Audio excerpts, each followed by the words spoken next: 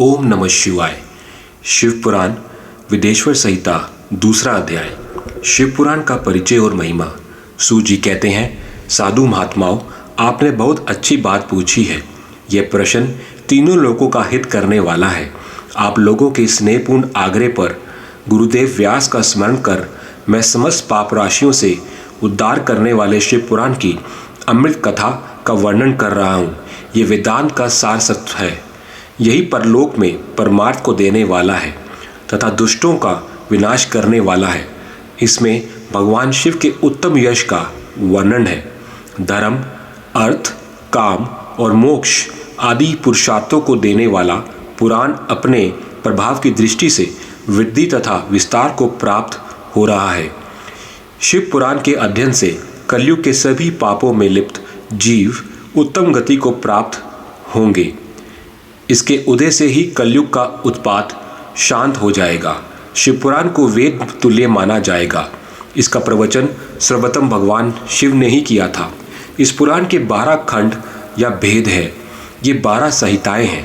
पहली विदेश्वर संहिता, दूसरी रुद्र संहिता, तीसरी विनायक संहिता, चौथी उमा संहिता, पांचवी सहस्त्रकोटि रुद्र संहिता, छठी एकादश रुद्र संहिता, सातवीं कैलाश संहिता, आठवीं शतरुद्र संहिता, नौवीं कोटि रुद्र संहिता, 10वीं मात्र संहिता, 11वीं वायव्य संहिता तथा 12वीं धर्म संहिता। विदेश्वर संहिता में 10,000 श्लोक हैं। रुद्र संहिता, विनायक संहिता, उमा संहिता और मात्र संहिता प्रत्येक में 8-8 हजार श्लोक है।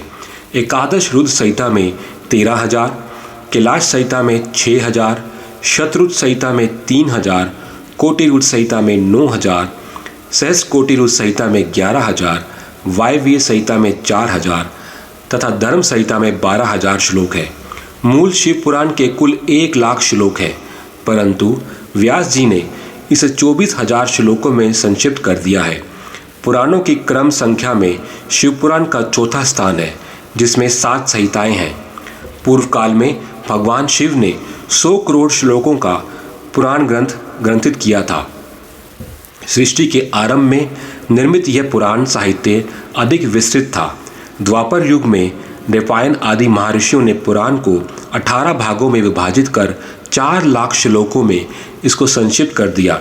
इसके उपरांत व्यास जी ने 24,000 श्लोकों में इसका प्रतिपादन किया। यह वेद तुल्य पुराण विदेश्वर रुद्र संहिता, शतरुद्र संहिता, कोटि रुद्र संहिता, उमा संहिता, कैलाश संहिता और वायव्य संहिता नामक 7 संहिताओं में विभाजित है। ये 7 संहिताओं वाला शिव पुराण वेद के समान प्रामाणिक तथा उत्तम गति प्रदान करने वाला है। इस निर्मल शिव पुराण की रचना भगवान शिव द्वारा की गई है तथा इसको संक्षेप में संकलित करने का श्रेय व्यास जी को जाता है। शिव पुराण सभी जीवों का कल्याण करने वाला, सभी पापों का नाश करने वाला है। यही सत्पुरुषों को कल्याण प्रदान करने वाला है। यह तुलना रहित है तथा इसमें वेद प्रतिपादित अद्वैत ज्ञान तथा निष्कपट धर्म का प्रतिपादन है।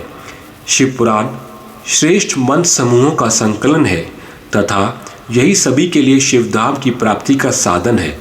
समस्त पुराणों में सर्वश्रेष्ठ शिव पुराण ईर्ष्या रहित अंतःकरण वाले विद्वानों के लिए जानने की वस्तु है। इसमें परमात्मा का गान किया गया है। इस अमृतमयी शिव पुराण को आदर से पढ़ने और सुनने वाला मनुष्य भगवान शिव का प्रिय होकर परम गति को प्राप्त कर लेता है। ओम नमः शिवाय।